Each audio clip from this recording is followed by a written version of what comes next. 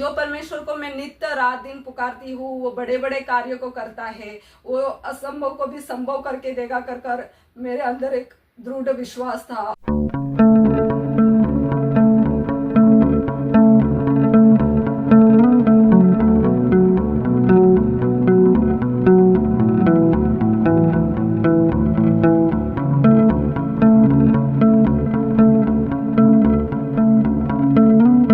கிறிஸ்துவுக்குள் அன்பானவர்களே, வாரம் ஒரு சாட்சி நிகழ்ச்சியின் மூலமாக திரும்பவுமாக இந்த வாரத்தில் உங்களை சந்திப்பதில் நாங்கள் மிகவும் மகிழ்ச்சி அடைகிறோம்.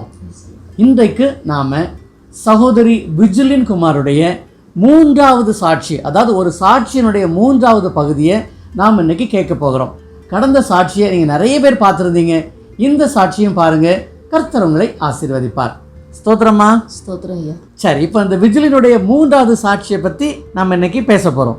சொல்லுங்கள், என்ன சொல்லியிருக்கிறாங்க அவங்க? அப்படின்னா எந்த ஜென்ரேஷன் இருந்தாலும் உங்களுக்கு வந்து யாராவது வந்து உங்களுடைய ஃப்யூச்சர் பற்றி ப்ரெடிக்ட் பண்ணால் உங்களுக்கு எப்படி இருக்கும்? கரெக்ட். அப்போ நிறைய பேர் வந்து என்ன செய்கிறாங்க, ஆண்டவருக்கு பிடித்தமில்லாத காரியத்தில் போய் அதை கேட்குறாங்க. அதாவது குறி சொல்கிறது, ஜோசியம் பார்க்குறது, இல்லைன்னு சொன்னால் யாராவது நம்முடைய எதிர்காலத்தை பற்றி சொல்லுவாங்களா அப்படின்னு சொல்லி கேட்குறது, இதெல்லாம் நிறைய நடக்குது. அப்படி யாராவது சொல்லும் போது நீங்கள் என்கிட்ட சொல்ல வேண்டாம் அப்படின்னு நீங்கள் சொல்லுவீங்களா? இல்லை, அப்படி சொல்ல யாராக இருந்தாலும் அப்படி சொல்ல மாட்டாங்க. அதே இது ஆண்டவராக உங்களுக்கு காட்டினா எப்படி இருக்கும்? ரொம்ப ஆச்சரியமாக இருக்கும். ரொம்ப ஆச்சரியமா. அதுவும் இந்த காலத்துலயும் அப்படி நடக்குமா என்று நினைச்சா அது மிகவும் நினைக்க முடியாத ஒரு காரியம். அதுதான் இன்னைக்கு விஜிலின் சகோதரி வந்து நம்ம கூட இன்னைக்கு ஷேர் பண்ணியிருக்காங்க. அது அவங்க பையனை பற்றி அவங்க ஷேர் பண்ணியிருக்கிறது. அப்படின்னா கிட்டத்தட்ட ஒரு 5 வருஷத்துக்குள்ள சாட்சி வந்து அவங்க பொறுமையாக உட்கார்ந்து அவங்க ரெக்கார்டிங் பண்ணி அனுப்ப முயற்சி பண்ணி 3 மாதமாக அவங்க மொபைல்லே அது இருந்து அதுக்கப்புறம் அவங்க எனக்கு அனுப்பி அது டெலீட் ஆகி திரும்பவுமாக ரீசெண்ட் பண்ண சொல்லி அவங்ககிட்ட அப்படி கிடைச்ச சாட்சி தான் இந்த சாட்சி. ஆமாம், ஆக்சுவலி இன்றைக்கி நிறைய பேர் என்ன சொல்கிறாங்கன்னா, இப்போ ஒரு குழந்தை பிறந்தா அந்த குழந்தையுடைய ஃபோட்டோ கூட காமிக்கிறது இல்லை. ஒரு பிள்ளை வந்து ஒரு நல்ல ஒரு காலேஜுக்கு போகிறதா இருந்தால் அந்த காலேஜுக்குள்ளே போகிறது வரை சொல்கிறது இல்லை. சில பேர் வந்து பிள்ளைங்களை பற்றி வெளியே பேசுகிறதே இல்லை. அவங்க என்ன நினைக்கிறாங்கன்னா, கண்ணு பட்டுரும், கண்ணடி வந்து ரொம்ப கொல்லாதது அப்படின்னு நினைக்கிறாங்க. அது நினைக்கிறது கரெக்டு தான். ஆனால் அது வந்து மற்ற மதத்துக்காரங்களுக்கு நம்ம சொல்லலாம். ஆனால் கிறிஸ்தவங்கள நாம் இருந்துக்கிட்டு இப்போ நம்ம எப்படி சாட்சி சொல்ல முடியும்? கரெக்ட். அது வந்து ஒரு சாட்சியாக மாறவே மாறாது. நீங்கள் எவ்வளோ காலம் தான் நீங்கள் அப்படியே வச்சுக்கிட்டு இருந்தால் இப்போ ஆண்டவர் கண்டிப்பாக ஒரு நாள் உங்கள்கிட்ட கேள்வி கேட்பார். இன்னைக்கு இந்த சாட்சியில் ஸ்பெஷாலிட்டி என்ன? சகோதரி விஜிலினுடைய மகன் வந்து இப்போ 4th இயர் வந்து முடிக்கிறதுக்கு வந்தாச்சு. ஓகே, ஸோ முடிக்கிறதுக்கு வந்தாச்சுன்னா உங்கள் பிள்ளை கண்டிப்பாக இன்ஜினியரிங் முடித்தோடனே எல்லா பேரண்ட்ஸும் எதிர்பார்க்குறது வந்து நம்ம பிள்ளைக்கு ஒரு வேலை கிடைக்கணும் அப்படின்ட்டு. ஸோ கேம்பஸ் செலெக்ஷன் கண்டிப்பாக நடக்கும், எல்லா காலேஜஸ்லேயும் வருவாங்க. அப்படி ஒரு வேலை உங்கள் பையனுக்கு கேம்பஸ் செலெக்ஷனில் உங்கள் மகனுக்கோ கேம்பஸ் செலெக்ஷனில் கிடச்சிட்டுனா அது பெரிய சந்தோஷமான விஷயம். சரியா? ஆனால் அதில் கேம்பஸ் செலெக்ஷனில் எப்படி நடக்கும்னா, பொதுவாக பெரிய கம்பெனிஸ் வருவாங்க. அவங்க பெரிய கம்பெனிஸ் வந்து அவங்க ரேங்க் ஹோல்டர்ஸை செலக்ட் பண்ணிட்டு போயிடுவாங்க. அப்படின்னா அதுக்கப்புறம் இருக்குது சின்ன சின்ன கம்பெனிஸ் தான் வருவாங்க. ஆனால் இங்கே ஆண்டவர் அதிசயமாக வழி நடத்தினது எப்படின்னா, முதல்ல வந்தது வந்து ஆரம்பம் வந்தது எல்லாமே சின்ன சின்ன கம்பெனிஸ் தான் வந்திருக்கு. சின்ன சின்ன கம்பெனிஸ் வந்து அவங்க ரெக்ரூட் பண்ணது எல்லாமே இவன் ஃப்ரெண்ட்ஸை ரெக்ரூட் பண்ணிட்டாங்க. இவனுக்கு வந்து கேம்பஸ் செலெக்ஷன்ல ஆகலை. கேம்பஸ் செலெக்ஷனில் ஆகலைன்னா பையனுக்கு வந்து ரொம்ப வருத்தம் ஆகிட்டியாம்னா கேம்பஸ் செலெக்ஷன்ல அவனுக்கு வந்து எங்கேயுமே வேலை கிடைக்கல. அப்போ 15 to 20 கம்பெனிஸ் இன்டர்வியூ நடத்திட்டு போயிட்டாங்க. ஸோ இவனுக்கு வந்து ஹோப்ஸ் வந்து தீர்ற மாதிரி, எனக்கு ஹோப்ஸே இல்லை, எனக்கு வேலை கிடைக்கும் அப்படின்ட்டு. அப்போ டெய்லி வந்து அம்மா கிட்ட தான் சொல்கிறது, அம்மா எல்லா கம்பெனிஸும் இப்படி ரெக்ரூட் பண்ணிட்டு போயிட்டாங்க, எனக்கு வந்து இன்னும் வேலை கிடைக்கலையே அப்படின்ட்டு. ஓகே, ஸோ பையன் இப்படி பேசிக்கிட்டே இருக்கான். ஆனால் இதுக்கு முன்னாடி நடந்தது என்னன்னா, பையன் வந்து 3rd இயர்ல இருக்கும்போதே அவனுக்கு ஆண்டவர் வந்து ஒரு தரிசனம் காட்டுறாரு. அதுதான் சாட்சியோட முக்கியமான பகுதி வந்து இதுதான். இவன் என்ன கனவு கண்டிருக்கான்னா, ஒரு பெரிய ஒரு ஹால், அங்கே வந்து ஒரு பாக்ஸில் பேப்பர்ஸ் இருக்குது. ஸோ அங்கே எல்லாரும் போய் அங்கே பேப்பர்ஸ் எடுக்கிறாங்க. லக்கி ட்ரா மாதிரி இவனுடைய டர்ன் வருது. இவனுடைய டர்ன் வந்ததுக்கப்புறம் போய் அங்கே பேப்பர்ஸ் எடுக்கிறான். எடுத்து பார்க்கும்போது 4-5 பேப்பர்ஸ் வந்து அவனுக்கு ஒன்றுமே அதில் இல்லை, நோ ரைட்டிங்ஸ். அப்போ இவனுக்கு 5th 6th பேப்பர் அவன் எடுக்கும்போது, 5வது 6வது பேப்பர் அவன் எடுக்கும்போது அதில் வந்து அவனுடைய ஜாயினிங் டேட், அவனுக்கு எந்த கம்பெனியில் வேலை கிடைக்கும், அவனுக்குள்ள சேலரி என்ன சேலரி பேக்கேஜ் அந்த கம்பெனி எவ்வளோ கொடுக்க போகுது அது எல்லாமே அதில் லிஸ்ட் அவுட் ஆகிருக்கு. பாருங்க, இது நீங்கள் நம்ப முடியுதா? நிறைய பேர் யோசனை பண்ணுவீங்க இப்படியெல்லாம் நடக்குமா அப்படின்ட்டு. ஆனால் நடந்தது அதுதான். பையன் எடுத்த பேப்பரில் date of joining, salary and which company இவ்வளோ அதில் எழுதியிருக்கு. இது எப்போ நடந்தது? 3வது வருஷம் படிக்கும் பொழுது நடந்தது. சரி, ஓகே. 3வது வருஷம் படிக்கும்போது நடந்ததுன்னா அவன் பேரண்ட்ஸ்கிட்ட சொன்னதுக்கப்புறம் அவங்க வந்து சகோதரி விஜுலின் வந்து நல்ல ஜெபம் பண்ணுறவங்க. அவங்க ஆக்சுவலி ஃபேமிலி அவங்க அம்மாவும் எங்களுக்கு நல்லா தெரியும். ஸோ எல்லாமே ப்ரேயர் பண்ணுற ஃபேமிலிஸ், ஊழியத்தில் இருக்கக்கூடிய ஃபேமிலிஸ். ஓகே. ஸோ இவங்க வந்து இவங்களுக்கு ஆண்டவர் வந்து பையன் அடிக்கடி வந்து சொல்லும்போது அவங்களுக்கு ஆண்டவர் உணர்த்துறது என்னென்னா செயின் ப்ரேயர் பண்ணுங்க அப்படின்ட்டு. சரி, அப்போ இங்கே வந்து அவங்க அம்மா வந்து அந்த செயின் ப்ரேயர் பண்ணுறாங்க. செயின் ப்ரேயரும் அவங்க ஸ்டார்ட் பண்ணிட்டாங்க. பண்ணதுக்கப்புறம் என்ன நடந்துச்சு அப்படின்னா, நானும் காலையில் அந்த சாட்சியை பார்த்தேன். அதில் வந்து என்ன சொல்லியிருக்காங்க அப்படின்னா, திடீர்னு பையன் வந்து சொல்கிறான், அம்மா நாளைக்கு எங்கள் காலேஜுக்கு டிசிஎஸ்லேருந்து வர்றாங்க அப்படின்னுட்டு. அப்போ அம்மாவுக்கு ஒரே சந்தோஷம். ஆண்டவர் வந்து பல அற்புதமான காரியங்களை செய்கிறவர், இந்த பெரிய அற்புதத்தை செய்ய போகிறார் அப்படின்ட்டு. அப்போ அவங்க அப்பாட்ட போய் அதை ஷேர் பண்ணும் பொழுது அவங்க அப்பா என்ன சொல்கிறாங்கன்னா, சின்ன சின்ன கம்பெனியே இவனை தேர்ந்தெடுக்கலை, இந்த பெரிய கம்பெனியை அவனை எடுக்க போகிறாங்க அப்படின்ட்டு அப்பா சொல்கிறாங்க. ஆனால் அம்மாவுக்கு விசுவாசம் அதிகம்.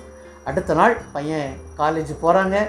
First round, second round, third round, 3 ரவுண்ட்லேயும் அவங்க என்ன செய்கிறாங்க, செலக்ட் ஆகுறாங்க. அவனுக்கு டிசிஎஸில் வேலை கிடைக்குது. சரிதானா? சரி, அதுக்கப்புறம் 3 ரவுண்ட்ஸ் ஆஃப் இன்டர்வியூ கிளியர் பண்ணியாச்சு. வேலையும் அவனுக்கு கன்ஃபார்ம் ஆயிட்டு. ஆனால் சாத்தான் வந்து மக்கள் மூலமாக சொல்கிறது என்னென்னா, இந்த கம்பெனிஸ் எல்லாம் செலக்ட் பண்ணுவாங்க பெரிய கம்பெனிஸ், ஆனால் ஒருவேளை வேலை கிடைக்காம போகலாம். சரி, ரெண்டாவது அவங்க ஆஃபர் லெட்டர் அனுப்புவாங்க, ஆனால் ரொம்ப லேட்டாக டிலே பண்ணி அனுப்புவாங்க. ஸோ நிறைய நெகட்டிவ் கமெண்ட்ஸ் வந்து மக்கள் நிறைய இருக்காங்க, நம்மளை சுற்றி இருக்கிற மக்கள் நிறைய கமெண்ட்ஸ் கொடுப்பாங்க. அதனால அட்வைஸ் வாங்குறது வந்து நீங்கள் யாருக்கிட்ட இருந்து அட்வைஸ் தயவு செய்து வாங்காதீங்க. சாத்தான் இப்படி மக்களை தான் கொண்டு வந்து உங்களுக்கு நல்ல நெகட்டிவ் கமெண்ட்ஸ் கொடுக்க வைப்பான். ஓகே. ஸோ விஜுலின் சகோதரி வந்து சோர்ந்து போகவே இல்லை. அவங்க ஜெபத்தில் ரொம்ப உறுதியாக இருந்தாங்க. 4 மாதம் பையன் காத்திருந்திருக்கான், ஐயோ அம்மா எனக்கு ஆஃபர் லெட்டர் வரலன்னு. ஆனால் கர்த்தர் பெரியவர், அவர் தரிசனம் காட்டின பிரகாரமாகவே அவனுக்கு டிசிஎஸில் ஜாபும் கிடச்சிது, ஆஃபர் லெட்டரும் வந்துச்சு. அதே சேலரியில் மற்ற பிள்ளைங்களுக்கு கிடைச்ச பேக்கேஜ் வந்து 3.5 lakhs per annum. ஆனால் இவனுக்கு கடவுள் கொடுத்த பெரிதான ஒரு பிளெஸ்ஸிங். எனக்கு சொல்லும் போது எனக்கு கூஸ் பம்ஸ் வருது. 7 lakhs per annum உள்ள பேக்கேஜ் அவனுக்கு கடவுள் அவனுக்கு தரிசனம் காட்டின பிரகாரமாகவே அவனுக்கு ஜாப் கிடச்சிட்டு. அது மாத்திரம் இல்லை, பையன் வந்து பண்ண வேலை என்னென்னா, அவன் நல்லா ஜெபம் பண்ணுவான் பையன். அவன் வந்து என்ன பொருத்தனை பண்ணியிருக்கான்னா, ஏசப்பா ஒருவேளை எனக்கு ஒரு மாதத்துக்கு சேலரி 50,000க்கு மேலே எனக்கு கிடச்சிதுன்னா நான் அந்த ஒரு மாதம் சேலரியை நான் வந்து ஊழியத்துக்காக கொடுப்பேன் அப்படின்ட்டு பையன் வந்து பொருத்தனை பண்ணியிருக்கான். சரி, வாலிப பிள்ளைங்க ஜெபம் பண்ணுறதே பெரிய விஷயம். அதுலேயும் அவங்க ஜெபம் பண்ணியிருக்கிறாங்க. அது மாத்திரம் இல்லை, எனக்கு இவ்வளவு சம்பளம் கிடச்சிதுன்னு சொன்னால் நான் என்ன செய்வேன், ஆலயத்துக்கு முதல் சம்பளத்தை கொடுப்பேன். எவ்வளோ பெரிய ஒரு பொருத்தனை இல்லையா? அதை அவன் கொடுத்துட்டான். சரி, ஓகே, கிரேட். ஸோ அவன் பொருத்தனை பண்ணது நிறைவேற்றிட்டான். சரி, அப்போ இதை தான் சகோதரி வந்து சாட்சியில் சொல்லியிருக்காங்க. சாட்சி இந்தியில் தான் இருக்குது. நீங்கள் கடைசி வரை பாருங்கள். ஏன்னா அதுக்கப்புறம் நான் வந்து நிறைய காரியங்களை உங்களோடு பகிர்ந்து கொள்ள போகிறேன். இந்த சாட்சியை வந்து பெற்றோரும் பார்க்கணும், பிள்ளைகளும் பார்க்கணும், தாத்தா பாட்டி அவங்களும் பார்க்கணும். ஒரு குடும்பம்னு சொன்னால் எப்படி இருக்கணும் அப்படிங்கிறத இந்த சாட்சியில் சகோதரி இந்தியில் சொல்லியிருக்கிறாங்க. நான் கடைசியில் உங்களுக்கு நான் அதை விவரமாக சொல்லுவேன். கடைசி வரை பாருங்கள், கர்த்தர் உங்களை ஆசீர்வதிப்பார். எங்கே நாம் சாட்சியை கேட்கலாமா?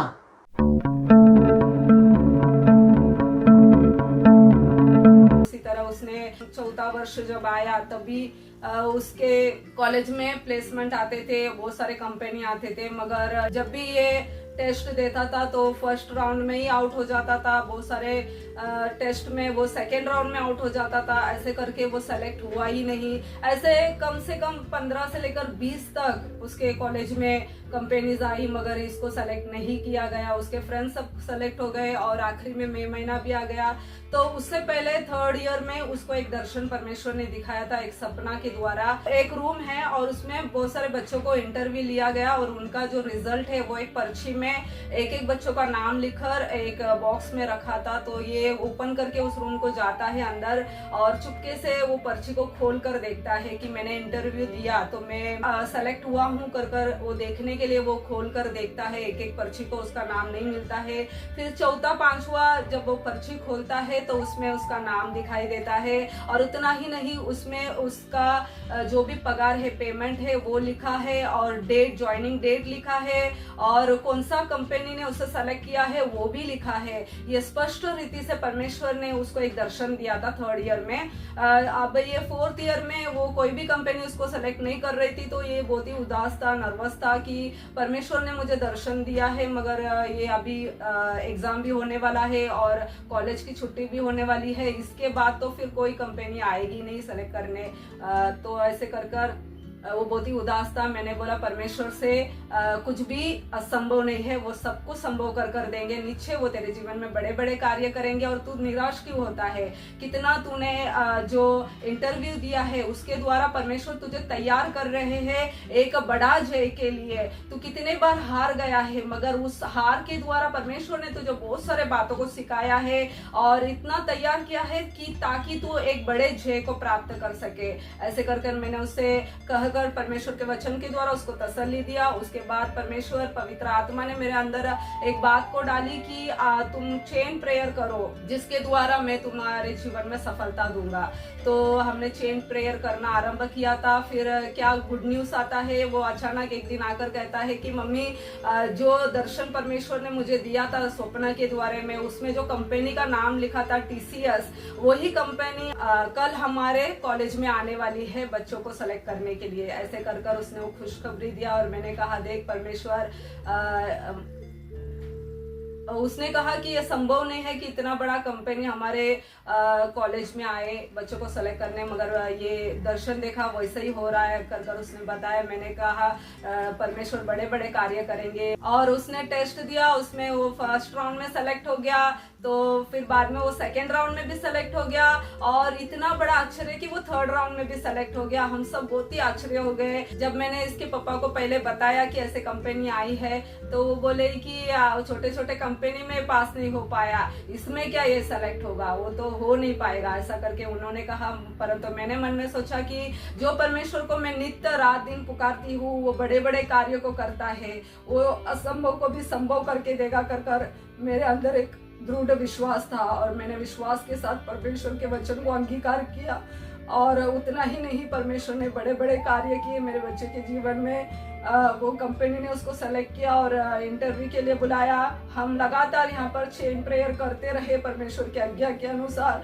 और वैसा उतना ही नहीं, परमेश्वर ने हमारे जीवन में बड़े बड़े कार्य किया, अद्भुत कार्य किया। और वो इंटरव्यू में भी वो सेलेक्ट हो गया।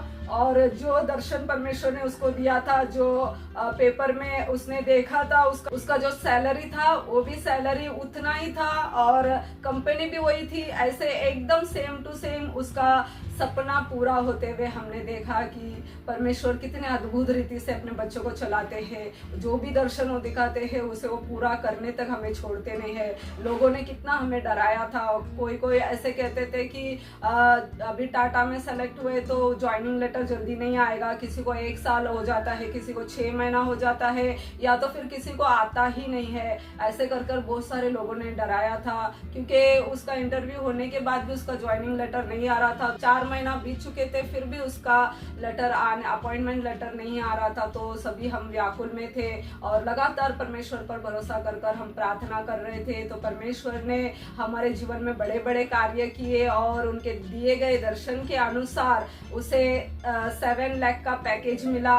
और मैं परमेश्वर को बहुत ही धन्यवाद करने लगी, क्योंकि उसके साथ में जो बच्चे थे किसी को 3 लाख, 3.5 लाख, 2.5 लाख ऐसे उनको पैकेज मिला था। परंतु इसको परमेश्वर ने बताए अनुसार उसको अच्छा पैकेज मिला। तो हम लोग बहुत ही खुश थे, परमेश्वर की महिमा किए। तो जोएल ने भी पहले से ही बताया था कि अगर मुझे 50,000 से ज़्यादा अगर मेरा पेमेंट रहेगा तो पहला पगार मैं परमेश्वर को दे दूंगा, उनके भवन के लिए दे दूंगा कर उसने भी एक मन्नत मांगा था। तो इस जवानी के उम्र में भी परमेश्वर ने उसके मन्नत को स्वीकार किया और उसके मन्नत को पूरा कर दिया। और उतना ही नहीं, उसने अपने कहे हुए वचन के अनुसार परमेश्वर को मन्नत भी दिया, अपने आप पहला सैलरी। इस तरह से परमेश्वर ने उसके जीवन में अद्भुत कार्य किया और जो हमने सोचा भी नहीं था, जो हमारे लिए असंभव था, उसको परमेश्वर ने संभव करके दिया। इसलिए मैं परमेश्वर को कोटि कोटि धन्यवाद देती हूँ। और मेरे माँ भी बहुत सहायता किया उन्होंने। जब हमारे पास पैसे नहीं थे, फर्स्ट ईयर सेकेंड ईयर तो निकल गया था, मगर थर्ड ईयर फोर्थ ईयर के लिए पैसे नहीं थे। उस समय मेरे मम्मी ने भी सपोर्ट किया, उन्होंने पैसा पे किया, कैसे कैसे कर उन्होंने हमें इंतजाम करके दिया। उसको पढ़ने के लिए परमेश्वर ने उनको लेकर सहायता किया। इसलिए भी मैं हृदय गहराई से मम्मी को भी धन्यवाद देती हूँ। और उतना ही नहीं, हमने स्कॉलरशिप के लिए भी अप्लाई किया था उस समय, तो उसे भी स्कॉलरशिप भी अच्छा अमाउंट उसको मिला, जिसके वजह से हमको सहायता मिली कि हम उस 4 साल के फीस को भर सके। तो परमेश्वर शुरुआत से लेके, शैतान हमें बार बार बता रहा था कि तुम्हारे जीवन में कुछ भी संभव नहीं है, तुम्हारा बच्चा पढ़ नहीं पाएगा, इंजीनियर बन नहीं पाएगा, तुम्हारे पास पैसे नहीं है, तुम कुछ कर नहीं पाओगे अपने बच्चों के लिए। ऐसे करके बार बार शैतान ऐसे हमें डराता था। फिर भी हमने सिर्फ परमेश्वर पर भरोसा किया और उसके नाम की बड़ाई किया और परमेश्वर ने अपने अद्भुत चमत्कार को हमारे जीवन में दिखाया। इसलिए आप लोग भी जरूर परमेश्वर पर विश्वास कीजिए। उन हर एक कठिनाइयों में, उन हर एक पीड़ा के समय में, उन हर एक रिजेक्शन, नकार के समय में भी आप परमेश्वर पर दृढ़ता से विश्वास रखिए, केवल उसी की ओर देखिए। नीचे परमेश्वर ने जो बड़े बड़े कार्य मेरे परिवार में किए, बच्चों को लेकर किए, वही बड़े बड़े कार्य परमेश्वर आपके जीवन में, आपके बच्चों के जीवन में भी करेंगे और आपको ऊंचा उठाएंगे। तो परमेश्वर सुनने वाले हर एक को इस गवाही के द्वारा आशीष करे। आमीन। धन्यवाद। ஆமேன். அற்புதமான ஒரு சாட்சியை கேட்டோம் இல்லையா? பாருங்க, இது உயிருள்ள ஒரு சாட்சிங்க. சகோதரி இந்தியில் என்னெல்லாம் சொல்லியிருந்தாங்களோ அதெல்லாம் எம்எல்ஏ தமிழில் சொல்லியிருந்தாங்க. விடுபட்டதை மட்டும் நான் இப்போ உங்களுக்கு சொல்கிறேன் பாருங்கள். அதாவது மகனுக்காக அம்மா ஜெபிக்கிறாங்க, பாட்டி உதவி பண்ணுறாங்க, அதுக்கப்புறம் பாருங்கள் ஸ்காலர்ஷிப் அப்ளை பண்ணுறாங்க, ஸ்காலர்ஷிப்பும் கிடைக்குது. இதுதாங்க ஆண்டவர் நம்பியிருக்கிற பிள்ளைகளுக்கு ஆண்டவர் செய்கிற அனுகூலம். இப்போ நாம் யாரை நம்பியிருக்கணும்? ஆண்டவரை மாத்திரம்தான் நம்பியிருக்க வேண்டும். சரியா? ஒரு வசனத்தை எடுத்து வாசிக்கலாமா? Joel chapter 2 verse 28. And afterwards I'll pour out my spirit on all people. Your sons and daughters will prophesy. Your old men will dream dreams. Your young men will see visions. அந்த தம்பி பேர் ஜோயலா? Joel. பாருங்க, யோவேல். யோவேலுடைய அந்த பகுதி தான் நம்ம வாசித்திருக்கிறோம் இல்லையா? ஆமாம். அப்போ யோவேல் 2:28 வசனம் என்ன சொல்கிறது பாருங்க. அதாவது உங்கள் குமாரரும் உங்கள் குமாரத்திகளும் தீர்க்க தரிசனம் சொல்லுவார்கள்.